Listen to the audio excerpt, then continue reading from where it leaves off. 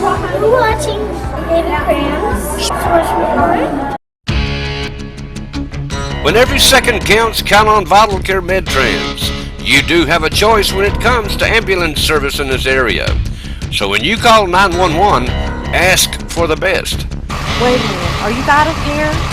Yes, we are. Good. State-of-the-art equipment and a well-trained staff who stand ready to respond to your call. That's Vital Care MedTrans, when nothing but the best will do.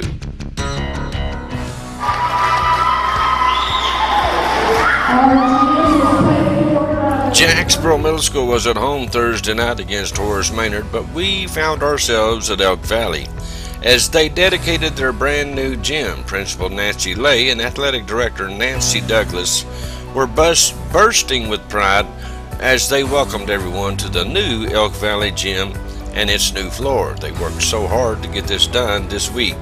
County School Board members Crystal Creekmore and J.L. Sarge Collins were on hand to help dedicate the new gym floor. Along with Nancy Lay and Nancy Douglas was assistant coach Melissa Alsip and Stanley Bridges, who led everyone in prayer to dedicate the new gym. Stanley, by the way, also played for the Elks back in the 60s and was also bursting with pride as the little ones had a brand new gym floor to play and practice on. Elk Valley School was built back in 1955 and really had nothing major done to it since this year with the new gym floor. It's not hardwood, it's a rubberized substance, and it's not slick like some new floors are. If it were hardwood, they would have had to lay down about 3 coats of gym coat, and that would have slowed the opening down by another week or so, but a year was long enough to wait, and now the boys and girls have a brand new gym floor and a place to play that they can call their very own. Now to the games. A historic night for our friends at Elk Valley as the Eagles of Jacksboro Elementary School came in and the Elks swept the Eagles, winning both the girls and the boys game. In the girls game, the Lady Elks won 16-11. Jacksboro was led by Cowens with 7, Rutherford and Owens had 2. Elk Valley was led by Margram with 6, and Broyles had 4. Over on the boys' side, it was a little bit more up and down as the Elk Valley Elks came out on top 45-38 in a very good ball game here. The Eagles were led by John Long with 13 big points, followed by Crowley with 6. The Elks were led by who else but Hayden Llewellyn with 32 big points. Dopel had 5 and Moore had 4.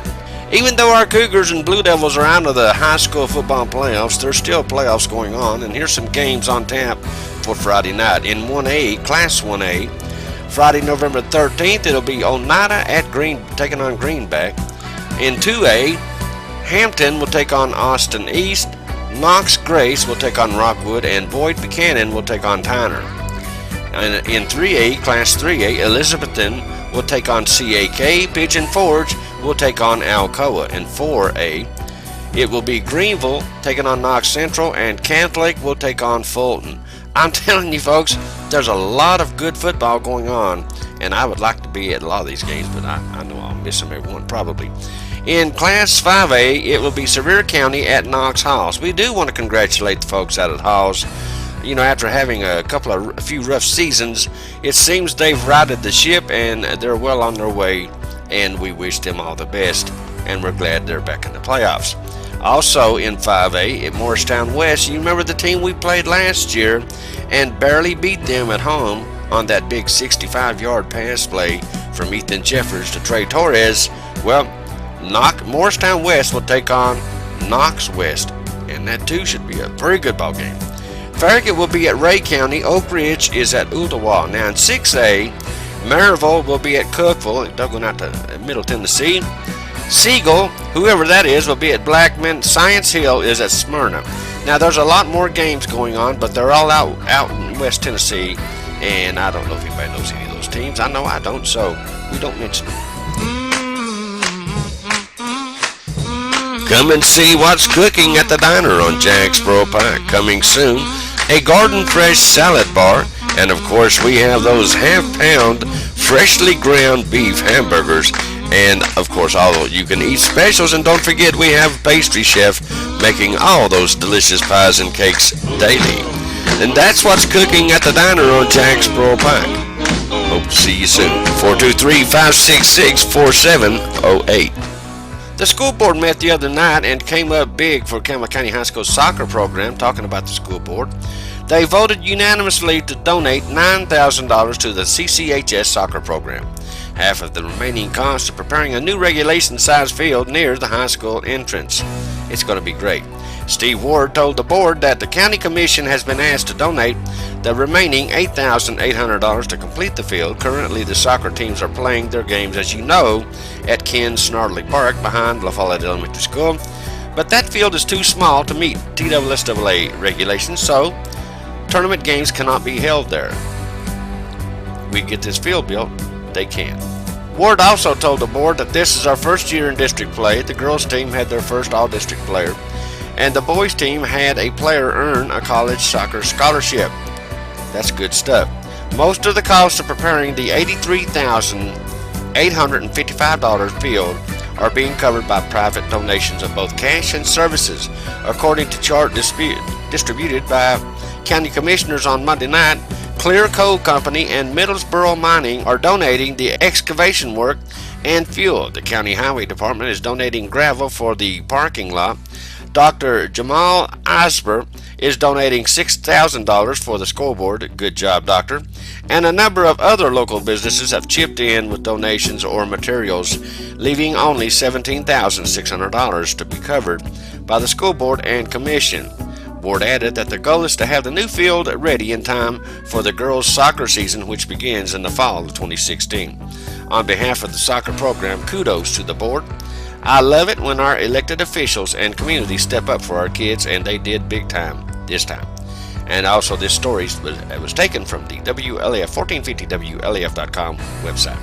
All you wrestling fans out there, there will be wrestling going on at East La Follette Saturday, November 21st. Doors open at 6 p.m., bell times at 7 p.m. Adults, new prices now. They just called me yesterday and told me they're going to charge $8 for adults, and children 11 and under will pay only $4. Any kid, though, who plays on a team sport, doesn't matter what sport it is, if they come in with their team shirt or uniform on, they will get in for only $2. And for more info, you can call 423-201-2171. Tennessee Elite and Tennessee Pyro are looking to put together 4th, 5th grade girls fall league team that will play in local tournaments until February. And if you want to get involved, you can call Kurt Sims at 865-227-4862 for more information. The Campbell County Youth Basketball League starts up Friday with a few games on tap, but a full slate of games on Saturday. This Saturday, they have 48 teams in the league this year, and some of the coaches include Dean Wedby, Chris Marlowe, Dwayne Goins, Trista Johnson, Jake Finstad, Seth Peebley, Lehman Harness, Renee Wormsley, who coaches the Campbell County Lady Cougars volleyball team, Steve Loveday, and Cliff Henniger, just to name a few. Now, I will be out of town this Saturday, but we'll be there next Saturday to cover your little ones in basketball action. And the ages range from 5 all the way up to 14 years of age. And if you're within that age group, you could probably still get in. And for more information on that, you can call the Rec Center, who'd be more than happy to tell you all the gory details. And let me find their number for you. And you can call the Rec Center at 423-562-9424, and they'll have all the information for you, and they got the schedules over there as well. Alrighty, that's a real quick look at today's sports. I thank you guys for being with us. You guys stay tuned. There's a whole lot more to come right here on WLAF.